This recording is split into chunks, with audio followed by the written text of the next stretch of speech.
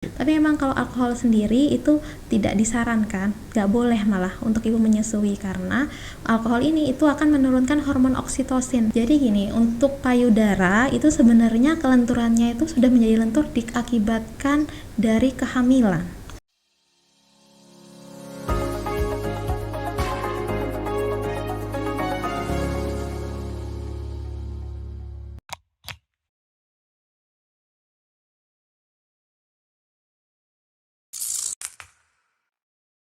Halo, salam sehat kawan bisa, kawan bincang sehat. Bagaimana kabarnya hari ini? Semoga dalam keadaan sehat selalu ya. Berjumpa lagi dengan saya Hana yang akan menemani kawan bisa di acara podcast Bisa Sehat Bincang Santai seputar kesehatan. Saya ucapkan selamat datang di channel YouTube RSUD Dungus. Stay tune terus di channel ini, tentunya akan banyak sekali informasi menarik seputar kesehatan.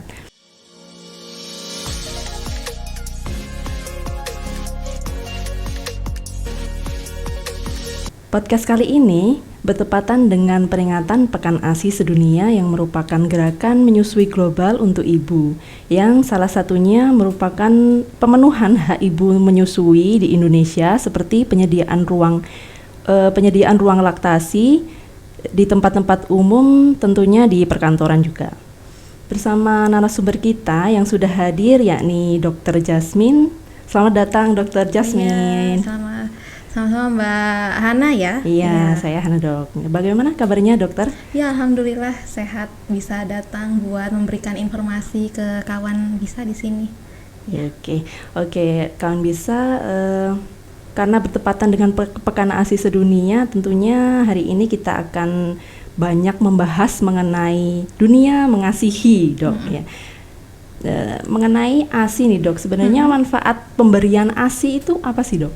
Sebenarnya kalau manfaat ASI sendiri itu banyak ya, dari yang baik dari sisi anaknya maupun sisi ibunya ini sama-sama positif sekali. Contohnya dari yang anaknya itu ASI itu punya banyak sekali zat gizi yang memang sudah bisa memenuhi semua kebutuhannya si anak. Contohnya kalau misalnya ASI ini kita kenal yang awal itu kita sebut dengan formilk, terus yang akhir itu yang high milk. Di mana yang formilk ini itu banyak kandungan airnya. Sedangkan kalau yang high milk itu banyak kandungan lemaknya. Itu fungsinya, jadi kalau misalnya seandainya panas nih, si bayi ini nggak bakal kehausan karena udah dapat kandungan airnya, jadi nggak perlu pakai tambahan lainnya. Sedangkan kalau misalnya yang high milk ini bisa memicu buat anaknya berat badannya bertambah kayak gitu. Antara formilk dan high milk itu berarti dua kesinambungan yang memang nggak bisa yang satu nih lebih bagus, yang satu lebih kurang nih, kayak gitu nggak sih dok? Iya, sebenarnya mereka itu satu kandungan yang saling melengkapi, anggapannya kayak gitu. Jadi makanya kalau kita menyusui untuk si bayi ini harus dituntaskan satu dulu, jangan sebentar 5 menit pindah kanan pindah kiri kayak gitu. Jadi harus kita tuntaskan nyampe bayinya melepas sendiri supaya dapat lengkap mau dari yang formilknya sama high milknya kayak gitu. Berarti ketika bayi itu menyusui kita biarkan dia menyusui sampai dia benar-benar melepas sendiri tanpa kita ganggu sama sekali. Benar sekali. Terus kenapa harus ASI gitu dok? Apakah ada nutrisi lain yang bisa menggantikan si ASI ini? Jadi memang ASI ini itu adalah anggapannya hadiah terbaik yang bisa orang tua berikan kepada bayinya. Karena memang kandungan ASI ini sangat lengkap. Tadi itu kan kita bisa yang saya jelaskan gizinya ya. Terus habis itu terutama kolostrum. Kolostrum itu adalah ASI yang awal. Jadi pas waktu hari-hari awal kolostrum ini memang lebih kental. Nah, fungsinya ini dia sebagai pencahar. Jadi membantu mengeluarkan buang air besarnya si bayi. Yang awal-awal ini kan agak hitaman yang mekonium itu. Nah, ini pencahar ini hanya ada di ASI. Jadi ASI ini makanya penting banget kayak gitu. Jadi karena fungsinya yang banyak kayak gitu bisa membantu si bayinya. Jadi makanya kita sebut sebagai hadiah terbaik yang bisa dipersiapkan orang tua buat menyambut si bayi kayak gitu. Terus juga sebenarnya ASI ini juga diperintahkan dalam agama, mulai dari agama Islam sampai yang lainnya, termasuk ada Kristen, Katolik, Buddha, Hindu, semuanya ini menganjurkan untuk pemberian ASI sampai usia 2 tahun. Jadi anggapannya selain kita memberikan hadiah untuk si bayi, juga kita menjalankan perintah dari agama, anggapannya seperti itu.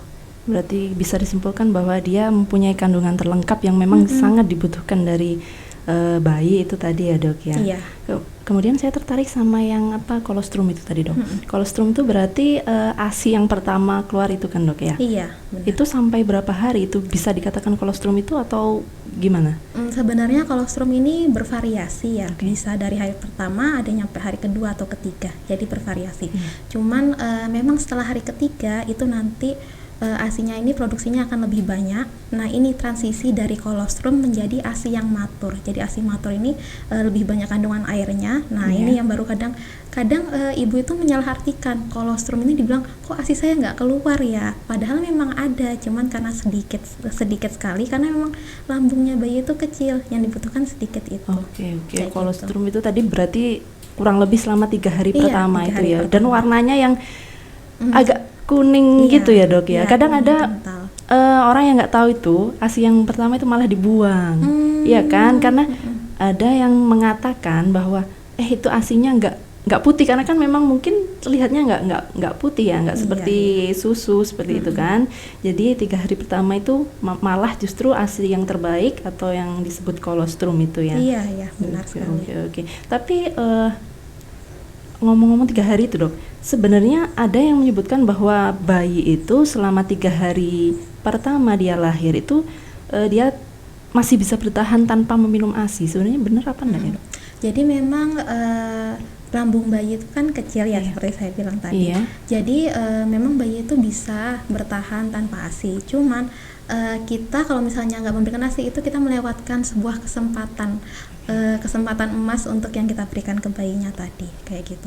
Jadi ada istilah yang kita sebut IMD. IMD itu inisiasi menyusui dini. IMD ini adalah kita menyusukan bayi di 1 jam pertama setelah kelahiran. Jadi misalnya mau persalinan yang normal atau pervaginan, nah setelah diselesaikan, pas waktu bidannya ini masih membantu untuk melakukan ari-ari, ini bayinya langsung ditempelkan aja ke diantara dadanya ibu, diantara payudara. Nanti bayinya ini akan merangkak pelan-pelan, terus akhirnya sampai ke payudaranya si ibu. Nanti langsung dia perlahan-lahan menyusu. Nah, ini memang agak lama, sekitar 1 jam, bisa jadi 10 menit sampai 1 jam itu kita harus menunggu bayinya IMD. Nah, IMD inilah yang dia ini manfaat sekali buat si bayi. Jadi melancarkan ASInya keluar, bayinya juga bonding sama ibu bagus, terus habis itu juga bayinya mendapatkan tadi zat-zat yang kalau misalnya dilewatkan sayang sekali, kayak gitu. Oke dok, tapi kadang tuh ada yang ibu yang baru melahirkan itu belum keluar ASInya, bahkan sampai 2 hari atau 3 hari. Nah itu kan yang membuat para ibu itu merasa khawatir, sebenarnya ini gimana nih sampai 3 hari, katakanlah sampai 2 hari anak saya belum minum gitu kan, apa harus saya kasih nutrisi lain atau saya tetap harus nunggu ini, apa maksudnya terus dinenenkan gitu atau gimana? Jadi memang ASInya ini itu sebenarnya keluar, cuman ibu biasanya nggak sadar. Sadar gitu. Memang ya? beberapa kita menemui kasus gitu ya. Saya ketemu sama pasiennya bilang ASI saya ini nggak keluar, dikit sekali, adiknya nangis minta nenen kayak gitu. Padahal bisa kita lihat di pipinya ini ada putih-putih, kilauan putih-putih. Jadi sebenarnya dia sudah dapat kayak gitu. Atau sebenarnya ASInya sudah ada yang rembes kelihatan di bajunya ibu, tapi ibu nggak sadar. Kebanyakan kasus seperti itu. Kayak gitu sih. Jadi dengan tadi sebenarnya diutamakan IMD itu bisa memacu untuk ASInya lebih banyak keluarnya kayak gitu. Karena memang kunci untuk keluarnya ASI adalah kecapan bayi di payudara ibu. Itu yang memicu ASI keluar kayak gitu. Berarti tetap harus istilahnya tetap ada pelekatan atau menyusukan ke anak itu tadi, menyusukan ke bayinya itu ya. Entah itu kita mungkin tidak sadar bahwa itu sudah keluar, tapi tetap harus dilakukan biar ASInya semakin deras seperti itu ya dok. Oke, berarti untuk ukuran lambung, sebenarnya ukuran lambung bayi itu seberapa ya dok, dari waktu ke waktu itu gimana ya dok, bisa dijelaskan? Jadi kebetulan ini saya bawa ada kelereng. Jadi kalau misalnya ini bayi kan ya, kelereng ini adalah ukuran lambung usia 1-2 hari. Iya, jadi kalau misalnya kita taruh kecil sekali memang. Makanya kolostrum yang dikit tadi itu sudah sangat mengenyangkan buat bayi kayak gitu. Lalu usia 3-4 hari dia kelerengnya yang sedang. Jadi ada pembesaran sedikit. Lalu untuk 1 minggu dia ukurannya bola pingpong kayak gini. Nah, iya. Dan sekitar 1 bulan mungkin seukuran telur ayam kayak gitu. Jadi memang untuk ASI itu awalnya tuh pasti masih sedikit-sedikit kerasa keluarnya. Lama-kelamaan makin banyak karena sering perkembangannya lambungnya bayi juga kayak gitu. Oke, berarti tetap harus berusaha untuk mengeluarkan ASI itu tadi ya. Iya, Tapi benar. memang ada ya ibu-ibu yang susah untuk mengeluarkan ASI itu. Itu bagaimana dok? Maksudnya kiat-kiatnya biar setelah lahiran nih langsung bisa mengeluarkan ASI itu biar untuk memenuhi kecukupan nutrisinya si bayi tadi. Iya, jadi sebenarnya kalau tipsnya itu adalah kuncinya kan tadi kecapan yang bayi itu. Oke. Jadi kita semakin sering kontak kayak gitu itu bisa meningkatkan. Jadi kalau misalnya bagi ibu hamil terutama itu yang utamanya adalah pertama IMD itu harus diterapkan. Jadi kadang mungkin ibunya lupa atau apa namanya bingung, bayinya lupa disusukan. Nah, nanti bilang aja ke nakes yang membantu, Bu, ini saya mau menyusukan bayinya 1 jam pertama. Oke. Nah, dibiarin aja nempel terus. Itu tips pertama. Jadi memang IMD ini sangat meningkatkan produksi ASINya. Karena memang ada penelitian dibandingkan antara ibu yang IMD sama ibu yang tidak IMD, itu produksi ASINya beda sampai ke hari-hari berikutnya. Itu. Jadi pertama IMD-nya, yang kedua sebenarnya support dari keluarga, terutama ayahnya. Jadi memang harus membagi tugas, anggapannya seperti itu. Yang ibunya fokus menyusui bayi, nanti bapaknya juga harus nanya ayahnya, ibu nyaman apa enggak, kayak gitu. Terus habis itu mungkin membagi tugas yang di rumah, dibantu dikerjakan ayahnya, atau membersihkan popoknya bagian ayahnya, seperti itu. Jadi kalau ibu nyaman, ini lebih gampang untuk keluar ASINya dan mundiknya semakin bagus dengan anaknya. Oh iya, berarti biar nggak kecapean seperti itu ya, karena pasca melahirkan pasti sangat berbeda dengan keadaan sebelum melahirkan seperti itu. Oke. Untuk 2 itu tadi ya dok, berarti tipsnya agar ASINya lebih cepat keluar yaitu IMD dan juga support dari lingkungan sekitar. Ya. Sebenarnya ada lagi sih yang nggak kalah pentingnya, yaitu teknik menyusui. Jadi menyusui ini kita kenal ada yang namanya posisi, ada yang namanya perlekatan. Nah, untuk posisi ini itu ada 4 kunci. Jadi yang pertama, bayinya itu harus dia itu bentuknya lurus. Jadi antara punggungnya, terus habis itu bahunya, kepalanya ini satu garis lurus di payudara si ibunya. Jadi satu digendongnya harus lurus. Terus habis itu nanti di sini dia akan dekat sama payudaranya. Lalu yang kunci yang lainnya ditopang. Payudaranya bayinya ditopang keseluruhan. Nah, setelah ini nanti sudah posisinya sudah bagus, lalu kita lihat perlekatannya. Nah, perlekatan ini adalah kita lihat dagunya bayi itu harus nempel ke payudaranya si ibu. Jadi kalau menempel seperti ini, menempel, benar-benar menempel. Terus habis itu bibirnya juga membuka lebar, mulutnya membuka lebar. Nah, sama areolanya ibu atau yang bagian hitam-hitam ini banyak yang masuk ke dalam mulutnya si bayi. Berarti bukan putingnya saja yang masuk ya? Benar sekali. Jadi memang sedikit ya hanya posisinya itu harus dibenarkan kayak gitu. Tapi memang yang namanya menyusui ini adalah sebuah proses. Jadi memang dari awal tuh nggak bisa langsung lengkap harus posisinya bagus, pelekatannya bagus, itu nggak bisa. Jadi memang dia bertahap, nanti belajarnya pelekatannya lama-kelamaan semakin bagus kayak gitu. Berarti memang sama-sama belajar ya antara ibu dan juga bayi, karena memang menyusui itu merupakan kemampuan yang nggak langsung dibisai oleh bayi itu dan juga ibunya ya, harus lebih sering menyusui, kemudian semakin banyak pelekatannya. kontak, nanti semakin bagus tekniknya dari si bayinya dan ibunya juga kayak gitu. Berarti skin to skin itu tadi ya dok, yang waktu IMD itu tadi ya dok. Kalau misalkan pasien yang melahirkan tidak per vagina, misalkan per seksio seperti itu, apa bisa dok untuk IMD? Bisa sekali.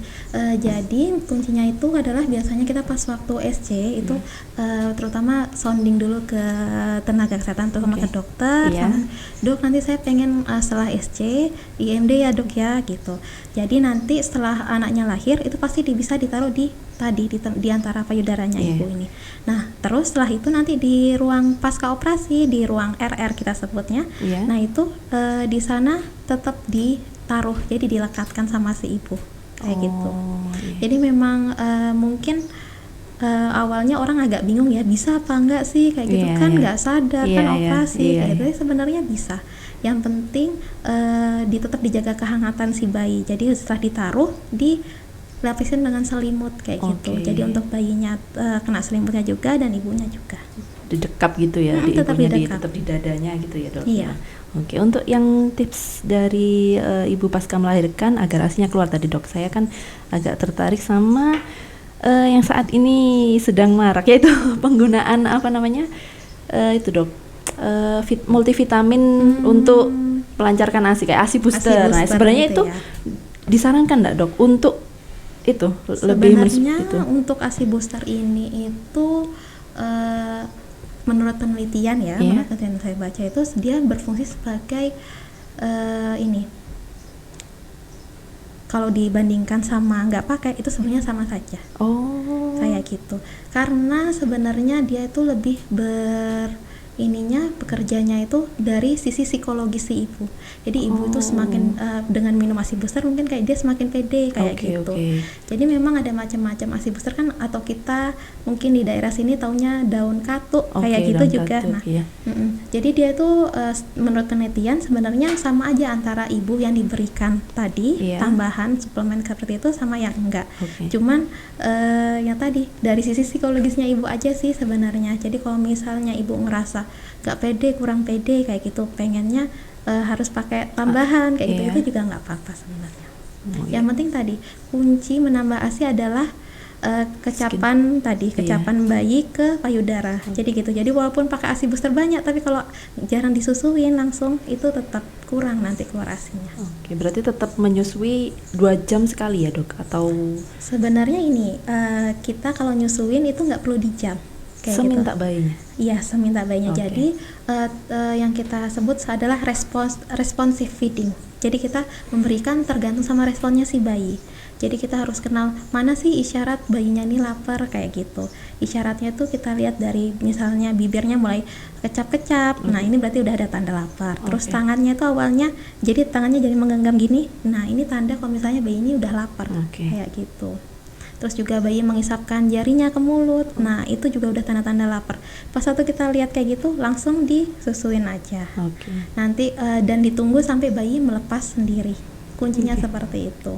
Kalau bayinya tertidur, Dok. Nah, itu gimana? Apa harus kita bangunkan atau kalau tidur ya sudah kita lepas atau gimana? Karena kan ada yang bayi yang ketika tertidur itu dia tidak melepas itu si puting ibunya ya. Gitu ya. Iya, jadi kalau misalnya bayinya tertidur pulas terus habis itu kok nggak minum-minum kayak gitu, nggak apa-apa, mungkin sekitar 2 jam atau 3 jam sekali dibangunkan bayinya kayak gitu. Jadi supaya tetap didekatkan aja bayinya, nanti kalau misalnya dia bangun supaya dia bisa langsung nyusu gitu. Terus mungkin pas waktu bayi tidur tuh kita cari alasannya kenapa. Biasanya di bedong. Nah, itu kan membuat kondisi nyaman sekali ya sama bayi. Jadi kita buka bedongnya, terus habis itu benar-benar skin to skin, jadi bajunya bisa kita lepas, bayinya bayi dekatkan dengan kulitnya ibu langsung.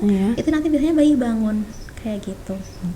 Jadi dengan didekatkan sama ibu, biasanya bayi bisa langsung bangun. Kadang banyak ibu yang panik ya, maksudnya sebenarnya ini anak saya cukup apa enggak gitu loh minumnya, karena kan kalau misalkan menyusui langsung kita kan tidak bisa tahu berapa mili yang sudah dia konsumsi ya kan. Kalau misalkan dari botol itu kan bisa tahu gitu loh berapa mili yang sudah dia minum. Nah, sebenarnya tanda-tanda kecukupan ASI pada bayi itu seperti apa, Dok? Kuncinya adalah bayi itu nyaman, jadi kelihatan kayak bayinya tuh tidurnya lelap kayak gitu. Terus habis itu tadi tangannya yang menggenggam itu sekarang sudah lepas kayak gitu. Tidurnya nggak merintih, nggak ada apa-apa, berarti ya dia sudah kenyang. Ya sebenarnya kita itu lebih pekanya ke tadi ada isyarat lapar apa enggak. Kalau ada isyarat lapar itu berarti langsung harus disusuin. Kalau misalnya nggak ada isyarat lapar, berarti dia kenyang, dia udah puas, bayi udah puas kayak gitu. Udah cukup ASI-nya. Iya, berarti melihat tidurnya ya, misalkan tidurnya nyaman, kemudian tanda-tanda lapar tadi bayi untuk di bibirnya tidak mengecap atau tangannya yang tidak lagi menggenggam gitu ya dok? Itu mungkin untuk jangka pendek ya yang Iya. bisa kita lihat langsung. Kalau misalnya jangka panjang kita bisa lihat dari kenaikan berat badan. Kenaikan berat badan. Jadi kalau ya. misalnya kenaikan berat badannya bagus, berarti kan memang ASI-nya cukup. Terus habis itu juga bisa kita lihat dari frekuensi buang air kecilnya. Oh iya. Kalau misalnya buang air kecilnya kok jarang, hari ini belum buang air kecil ya, berarti harus ditingkatkan juga minum ASI-nya kayak gitu. Oh iya. Berarti sering-sering menyusui itu tadi, skin to skin, dan mungkin sounding ya. Iya, ke tetap bayi. sounding Oke. itu penting sekali buat bayi.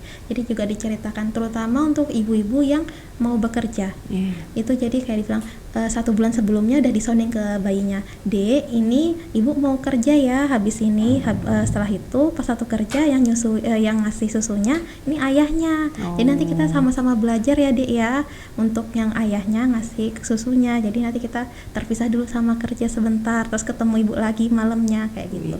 Itu penting untuk emang kita pikir bayinya ngerti nggak sih kayak gitu, tapi sebenarnya ngerti bayinya. Jadi harus sering-sering diajak ngobrol aja, nggak apa-apa. Oke, diajak ngobrol ya, sembari mengasihi, kemudian mengajak ngobrol juga bisa membangun bonding Iya, dari benar. ibu dan si bayinya, Iya. gitu ya dok ya. Berarti untuk bisa meningkatkan produksi ASI tadi juga bisa dari situ juga ya dok ya. Iya.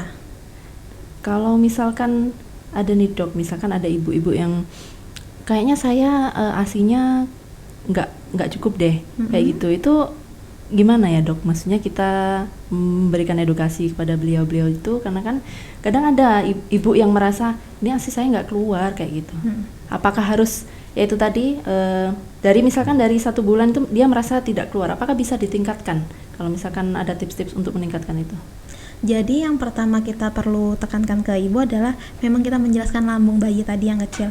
Mungkin memang lambung bayi ini kecil, jadi ASI-nya kok kesannya masih sedikit kayak gitu.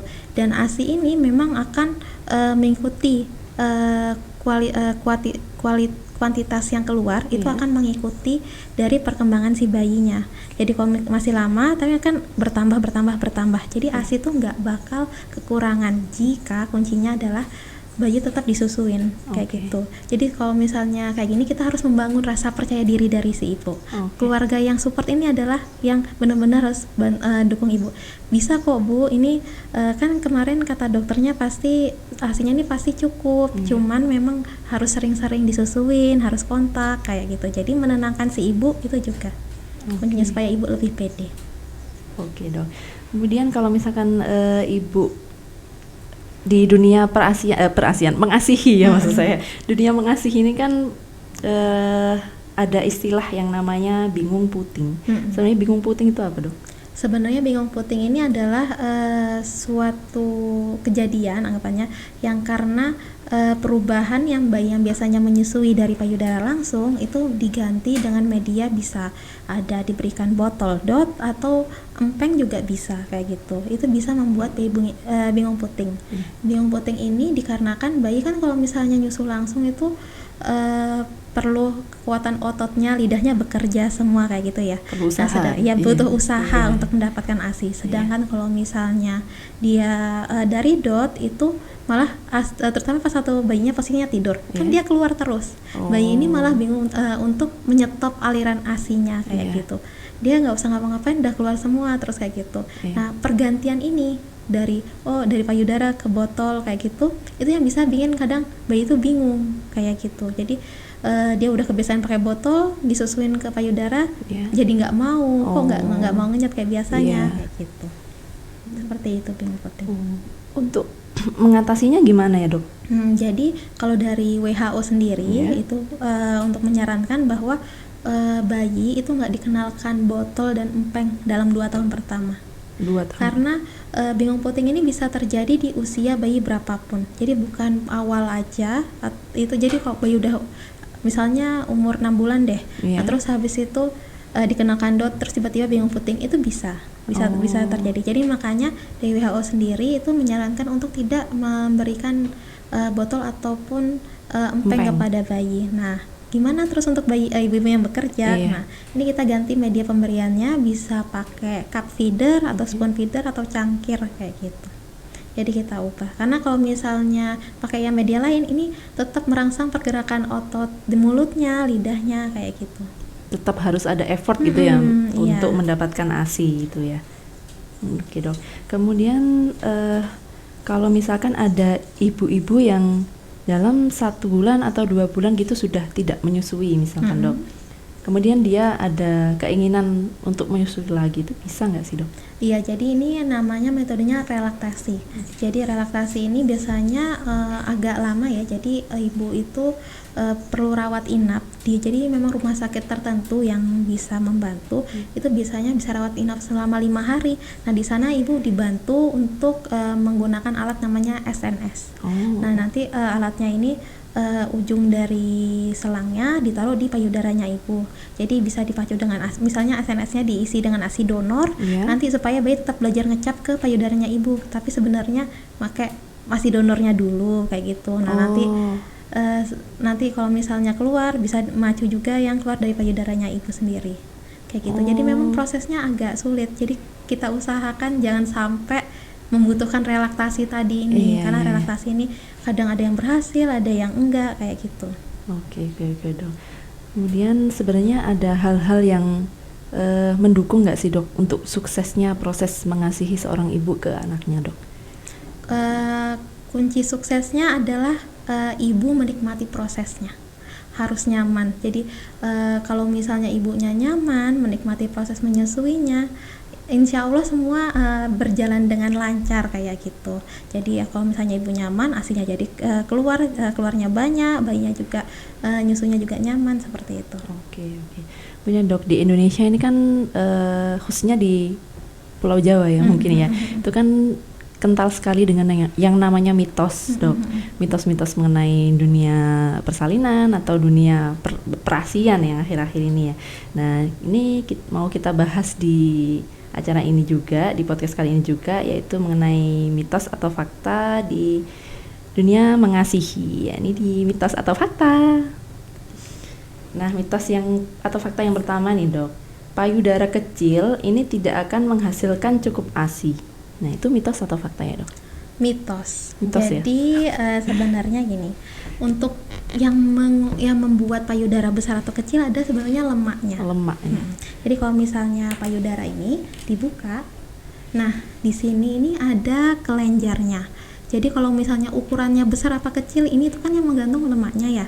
Sedangkan di sini saluran-saluran ini itu akan selalu dia ada di payudara yang kecil maupun besar. Nah makanya kalau misalnya ngaruh apa enggak, itu enggak ngaruh. Mungkin beberapa ibu juga khawatir ketika putingnya ini bentuk putingnya besar, kecil, atau ada mungkin yang agak masuk seperti ini, ada yang ini. Nah itu juga sebenarnya ibu nggak perlu khawatir, karena sebenarnya bayi ini menyusunya bukan di puting tapi di payudaranya, kayak gitu. Jadi kalau misalnya maksudnya bayinya nyusu pun itu langsung di bagian sampai ke bagian hitam-hitamnya ini. Jadi nggak memengaruhi antara besar kecilnya payudara maupun putingnya. Pasti ibu masih bisa memproduksi ASI yang sama. Oke, berarti besar tidak tergantung ukuran ya. Ukuran dari payudara itu sangat tidak mempengaruhi dari produksi ASI seorang ibu ya. Oke dok, berarti itu tadi adalah mitos. Oke, itu yang kedua dok, yakni menyusui bisa membuat payudara itu kendor, mitos atau fakta? Mitos juga. Mitos lagi. Mitos ya. Iya. Jadi gini, untuk payudara itu sebenarnya kelenturannya itu sudah menjadi lentur diakibatkan dari kehamilan. Jadi kalau misalnya seandainya kita ada yang beralasan, saya nggak mau nyusuin soalnya takut kendor. Nah, karena ini sudah terlanjur terjadi dengan kehamilan itu sendiri kayak gitu. Jadi ya mau gimana pun ya lebih baik ya tetap disusuin kayak gitu. Berarti meskipun tidak menyusui dia juga akan tetap lembek ya, tetap kendor gitu. Tetap kendor karena yang bikin kendor ini adalah bukan proses menyusui tapi proses kehamilannya. Berarti mungkin ada pembesaran seperti itu atau untuk menyiapkan ASI-nya itu atau gimana ya dok dari proses kehamilannya itu? Untuk proses kehamilan itu nggak perlu ada persiapan yang khusus, cuman mungkin kalau misalnya masih kehamilan lebih baik ibu itu mencari banyak informasi tentang ASI itu apa kayak gitu, atau gimana posisi yang benar, gimana caranya persiapan apa yang buat ibu bekerja kayak gitu. Tapi untuk payudaranya sendiri itu nggak perlu perawatan khusus atau gimana, karena nanti semakin matur kehamilannya setelah persalinan ini payudara akan semakin lembek, jadi lebih gampang untuk menyusuinya kayak gitu. Jadi anggapannya awalnya yang putingnya belum keluar, nanti bisa lama-kelamaan keluar dengan seiring proses menyusuinya tadi. Berarti meskipun bentuk puting itu bermacam-macam, misalkan ada yang seperti datar atau malah masuk ke dalam, itu tetap masih bisa untuk menyusui si bayi. Pasti ya? bisa. Pasti bisa. Oke. Kemudian, berarti yang kedua ini tadi mitos ya, Dok? Mitos juga. Kita bahas yang ketiga, yakni makan durian bisa membahayakan bayi yang menyusui karena mengandung alkohol. Mitos atau fakta? Mitos juga. Mitos juga ya. Iya. Jadi sebenarnya durian ini tuh nggak mengandung alkohol. Tapi kok kenapa ya kita habis makan durian kok ada yang mabuk kayak gitu. Nah, karena durian ini dia punya gula atau fruktosanya itu agak sulit dicerna di pencernaan kita. Jadi karena agak sulit, nanti di usus ini ada banyak gasnya. Nah, gas inilah yang buat kita mual seperti itu. Jadi bukan karena alkoholnya. Kayak gitu. Jadi sebenarnya kalau boleh nggak makan durian pas waktu menyusui, itu nggak apa-apa. Tapi jangan banyak-banyak, kita sesuaikan juga sama ibunya, seberapa ibunya mampu yang nggak ada keluhan mualnya kayak gitu. Tapi memang kalau alkohol sendiri itu tidak disarankan, nggak boleh malah untuk ibu menyusui, karena alkohol ini itu akan menurunkan hormon oksitosin. Yang oksitosin ini fungsinya adalah mengeluarkan ASI kayak gitu. Maksudnya gimana, Dok? Berarti? Jadi alkohol nggak boleh untuk ibu yang menyusui. Iya. Untuk karena dia bisa menurunkan kadar oksitosin dalam ibu. Jadi kayak gitu. Padahal dalam proses mengasihi sangat butuh hormon oksitosin dan prolaktin ya, Dok. Iya, prolaktin ya. Jadi bisa mempengaruhi mungkin produksi ASINya bisa berkurang seperti itu ya, Dok ya. Oke, berarti kalau misalkan makan durian pada saat menyusui sebenarnya enggak apa-apa. Ya nggak boleh itu kalau makan duriannya satu keranjang penuh itu ya, Dok ya. Soalnya dibagi-bagiin aja. Iya. Iya gitu ya. Sebenarnya tidak mempengaruhi di ASINya itu tadi. Oke, berarti mitos. Oke. Untuk yang selanjutnya, ibu menyusui tidak boleh makan makanan pedas karena nanti biasanya bayinya diare. Nah, mitos atau fakta? Mitos juga. Mitos lagi. Iya, banyak ya memang mitosnya. Iya, mitos. Jadi untuk makanan yang memengaruhi dan masuk ke ASINya ibu itu sebenarnya sedikit. Nah, jadi kita nggak boleh makan pedas kayak gitu tuh nggak perlu. Cuman mungkin kalau ibu yang khawatir apakah ini bisa buat diare atau enggak, ibu bisa ngelihat dari buang air besarnya si bayi. Apakah BAB-nya ini nanti ada 3 warna buang air besar yang harus jadi tanda bahaya yang perlu kita minta pertolongan atau cari ke dokter. Itu adalah warna merah, putih, sama hitam. Tapi hitamnya ini kalau yang mekonium yang awal tuh beda ya, kayak gitu. Nah, ketika misalnya ada perubahan warna seperti ini, baru kita perlu ke dokter kayak gitu. Perlu diwaspadai ya, Dok ya. Oke, berarti tadi mitos ya. Meskipun makan pedas nggak apa-apa, yang penting ibunya nggak sakit perut gitu kan ya. Kayak gitu. Oke. Kemudian untuk yang selanjutnya, ibu menyusui tidak boleh minum es nanti bayinya pilek. Nah, ini mitos atau fakta? Mitos juga. Mitos juga ya. Iya. Jadi sebenarnya kenapa sih nggak boleh? Itu mungkin lebih takutnya nanti ibunya malah batuk, pilek kayak gitu. Itu yang mungkin yang dikhawatirkan. Nah, makanya kalau misalnya ibunya esnya nggak banyak gitu ya nggak apa-apa kayak gitu. Kalau misalnya esnya ini banyak kan takutnya nanti jadi batuk pilek kayak gitu. Sedangkan kalau batuk pilek ini yang harus diwaspadai untuk ibu menyusui karena banyak kandungan dari obat pilek itu yang bisa menurunkan produksi ASI. Kayak gitu. Contohnya kandungan pseudoephedrine itu bisa menurunkan produksi ASI. Makanya agak harus kita benar-benar lihat komposisi obatnya itu apa kayak gitu. Jadi sebenarnya untuk menghindari minuman dingin itu adalah pencegahan kayak gitu. Jadi kalau minum sedikit-sedikit ya nggak apa-apa. Sama tidak memicu untuk timbulnya penyakit. Gitu yang berarti yang sebenarnya makanan atau minuman itu yang dikhawatirkan ibunya ya, Dok ya. Iya. Kalau misalkan ibunya yang sakit, karena kalau orang yang menyusui itu susah, nggak sembarangan obat bisa diminum seperti itu. Benar sekali. Oke. Ini fakta atau mitos atau fakta yang terakhir, Dok. Pumping ASI bisa membuat ASI kering. Nah, ini mitos atau fakta? Ini mitos. Jadi sebenarnya fungsinya pumping ini kan untuk membantu ibu-ibu terutama yang ibu kerja ya, persiapan ibu kerja, jadi supaya ada stok pas waktu ibunya tinggal kayak gitu. Nah, cuman memang catatan untuk ibu-ibu yang eksklusif pumping. Eksklusif pumping ini adalah ibu-ibu yang cuma pumping aja tapi nggak menyusukan bayinya langsung ke payudaranya. Ini yang bisa menurunkan produksi ASI kayak gitu. Jadi walaupun di pumping tetap harus disusukan langsung, karena yang seperti tadi kuncinya adalah kecapan bayi yang meningkatkan produksi ASI kayak gitu. Jadi memang pumping itu nggak apa-apa, diperlukan pasti, terutama ibu-ibu yang bekerja kayak gitu. Cuman yang nggak boleh adalah cuman pumping aja nggak disusuin langsung, itu yang nggak boleh, karena nanti sebelum 2 tahun bisa-bisa produksi ASINya udah menurun kayak gitu. Karena tidak disusu langsung, tidak di BF sama bayinya itu tadi ya. Oke dokter, yang terakhir pesan untuk kawan bisa nih dok di rumah yang menyaksikan podcast ini, untuk ibu-ibu menyusui di rumah nih, apa dok? Iya, mungkin untuk pesan-pesannya adalah ASI ini adalah hadiah terbaik yang bisa orang tua berikan kepada bayi. Jadi kita sama-sama bersemangat mencoba untuk belajar, sama-sama memberikan ASI untuk bayi, ASI eksklusif 6 bulan. Jadi benar-benar tanpa tambahan apapun. Lalu pemberian MPASI dan ASI ini diselesaikannya sampai usia 2 tahun seperti itu. Dan jangan lupa juga IMD-nya, inisiasi menyusui dininya, kalau bisa harus diterapkan supaya ASI-nya banyak yang keluar, adiknya juga lebih gampang nanti menyusu ke depannya. Oke, begitu ya dok. Berarti untuk ibu-ibu di rumah tetap harus semangat dalam mengasihi, karena ASI merupakan anugerah terbaik.